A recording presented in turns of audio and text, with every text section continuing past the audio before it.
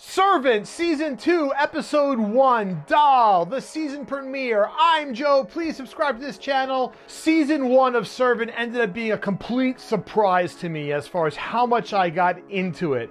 I got into it because of the short episodes, the fact that it was more of a character study, small cast, really concentrated on characters, great cinematography, fantastic soundtrack, and a very unique off-the-wall premise that ended up going in different directions and involved a cult, broken personalities, dysfunctional people. It just ended up being a really, really good show, and I was happy to hear that season 2 was going to come back.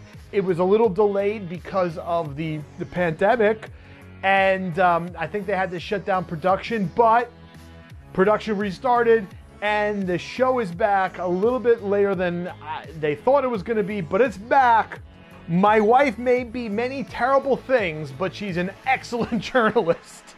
And that sums up the show because this comedy, it's so funny because it's so absurd what's happening. That's one of the charms of this show, is how absurd it is and how this situation, which revolves around the death of an infant, and now what they think is the abduction of an infant, can be so off the wall and zany.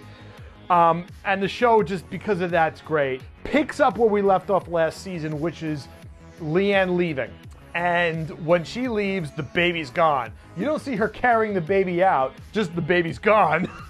Which, pulls into question, was it her baby or was it really Jericho that she brought back to life? We left off thinking Dorothy was going to snap out of her psychosis when she saw the baby, the real baby, when she saw the doll.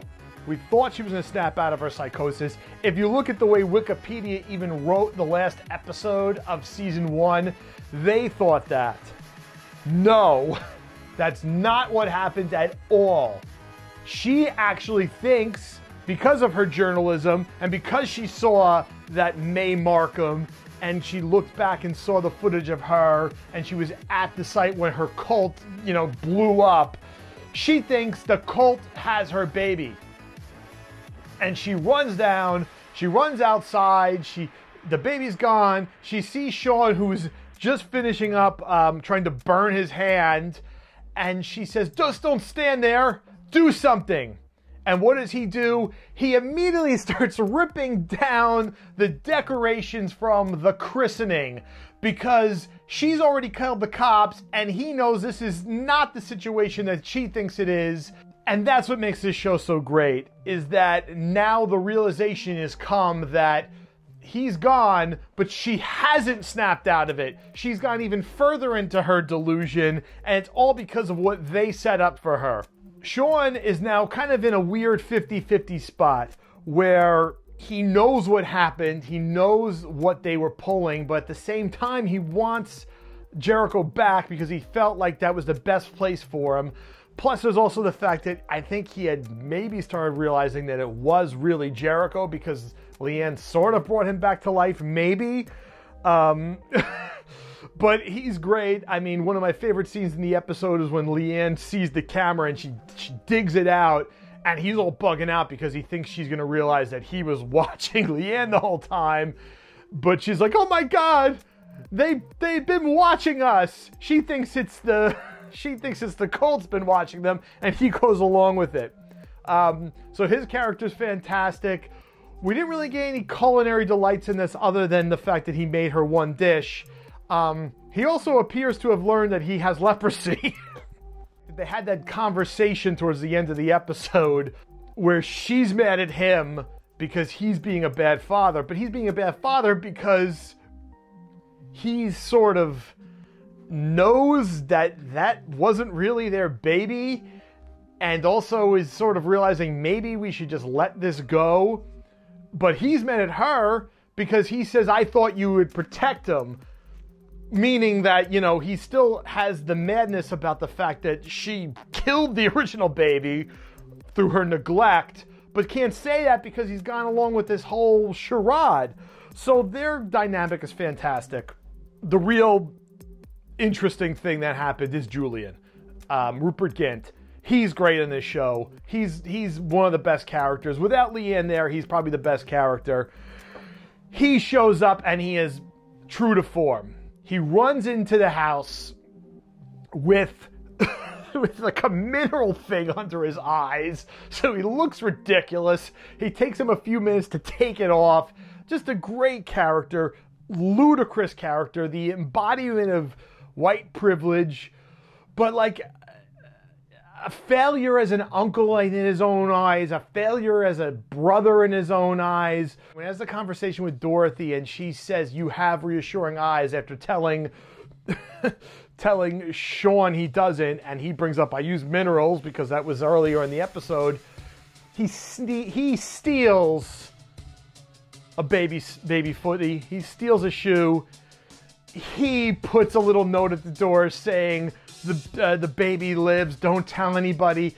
He actually is fueling this. He's fueling the delusion because he thinks it's the right thing to do.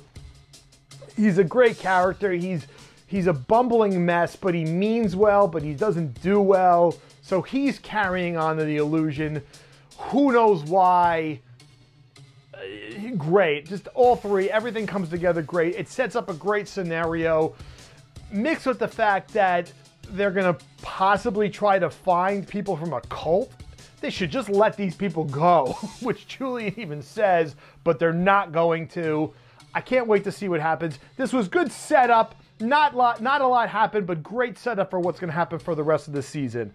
A couple of other notes I want to make about this episode. The footage of May at the mall was very interesting, how they kind of have footage of her recruiting at look like either a mall or a flea market or something like that, and they throw a milkshake on her head and she looks up at the camera. I had to watch that a couple times. That was interesting. And then the final note is the cinematography. The cinematography on this show is great and purposeful. They do things for reasons. They just don't shoot it. They shoot things for reasons. They've always done that. And this episode, they did something really, really good, which was lead room. You know, a lot of times when you have a shot, you do this. I'm framed on this part and I'm looking this way. But they were doing this, where the person is looking this way and there's no room. There's only behind them. And it's a disjointed shot, but they do it on purpose. They do it to show that there's no real path forward, that there's nothing really in front of them, that this is all a hoax, this is all insanity. And that's why they have no lead room, why they're not looking like this way, where they're literally looking with nothing in front of them on the camera. They do all sorts of great, meaningful cinematography on this show. You know, it's 30 minutes, but they pack so much in that means so much. And that's one of the reasons why I really like the show. There's nothing wasted on screen. And I caught that immediately. And it was the conversation between the two of them when they were both sort of mad at each other, but mad at each other for reasons that the other one really doesn't know. Mostly Sean. Great show. I'm looking forward to see where they go with it. I'm looking forward to see what happens with Leanne. Does she come live with them again at some point? Which is what it looked like from the trailer. What happens with the cult? Is this an actual reborn baby? Was it Leanne's baby the whole time? That hasn't been answered. Can't wait to see where they go with it. And I'm happy that they didn't do what I expected, which was that she was going to snap out of it. I'm happy she's going to keep the delusion going. And they're going to keep it going. And I think it's going to be fun. So I hope you enjoyed this video. Please subscribe to our channel. Until next time, I'm Joe.